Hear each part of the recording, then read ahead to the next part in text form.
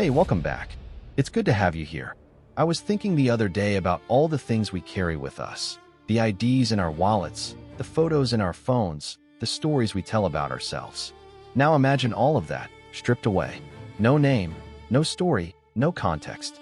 Just you, a solitary figure on a vast, empty beach. That's where our story begins today. I'm Ibnul J. Farabi, and this is the Unexplained Archive. On the 1st of December, 1948, in the early Adelaide summer, a well-dressed man was found lying against the sea wall on Somerton Beach in South Australia. He was in a suit and tie, shoes polished, but with no identification. He was dead, and to this day, despite one of the most intense investigations in Australian history, despite global fascination, he remains nameless. He is the Somerton Man. This isn't just a cold case. It's a locked-room mystery written on the scale of an entire life. The autopsy showed he was fit, in his 40s, but the cause of death was undetermined. No signs of violence. It was as if he simply decided to stop living. In his pockets, a used bus ticket, a pack of gum, some matches, and a single, haunting clue, a tiny scrap of paper torn from a book, printed with the words Tamam Shud. It means ended or finished in Persian. It was found tucked into a hidden fob pocket in his trousers. The paper was traced to a very rare copy of the Rubaiyat of Omar Khayyam. And when the specific book was finally found, the mystery didn't solve itself, it deepened. In the back of that book, scrawled in faint, indentated code, was a sequence of letters. A final, unreadable message. For decades, this case has been a puzzle box. The code, the unclaimed body, the eerie detail that every label on his clothing had been carefully removed. Who goes to such lengths to become a ghost? Let's talk about the code first, because it's the element that screams spy novel. The sequence of letters found in the book defied cryptographers for years. It wasn't a standard cipher. The leading theory suggests it was a one-time pad, a method used by intelligence operatives, where a random key is used to encrypt a message and is then destroyed. If that's true, and the key is lost, the message is lost forever. It's the perfect, unbreakable secret.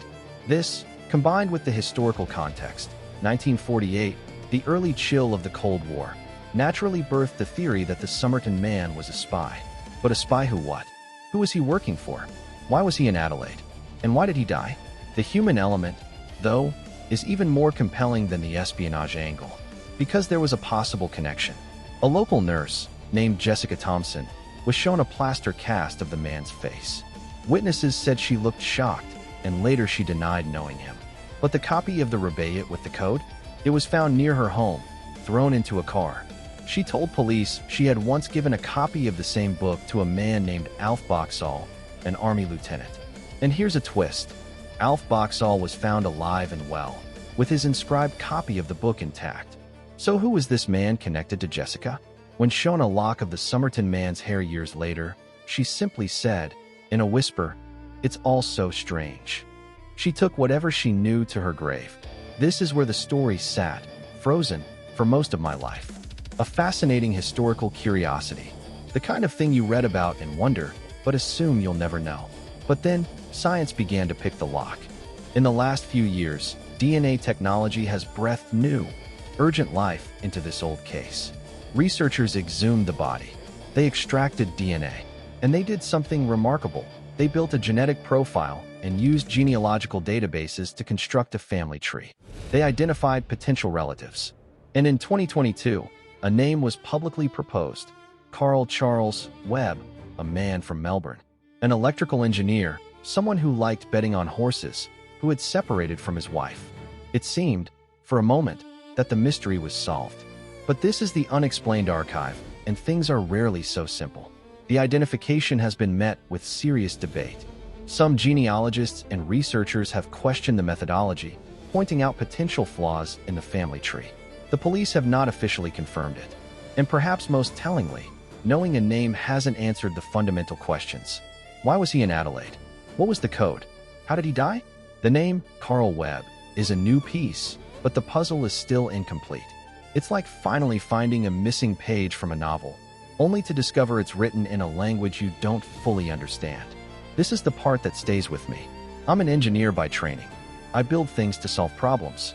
I believe in logic, in data, in answers. But I'm also a storyteller, and I understand that human lives aren't neat equations. The Somerton Man case, to me, is the tension between those two worlds. Our modern, scientific mind looks at this and says, the DNA will tell us. The code can be cracked. We have the tools, and we should use them. But the mystery also whispers about the irreducible strangeness of a single human life. The choices we make, the secrets we keep, the trails we leave, or deliberately erase. He died on a public beach, yet he died utterly alone. He carried a message meant for someone, but it reached no one.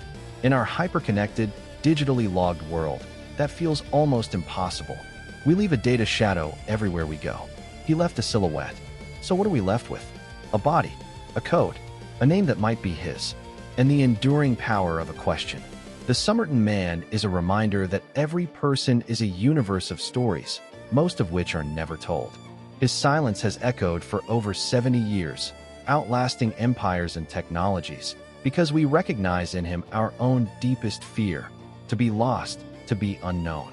Thank you for listening to this episode of the Unexplained Archive. If this story resonated with you, if you find yourself thinking about that beach in Adelaide, I'd be so grateful if you'd share the podcast with someone else who loves a good mystery. You can find more episodes and learn more about the work we do at Light Knot Studios. That's lightknotstudios.com. I'm Ibnul J. Farabi. Until next time, keep wondering.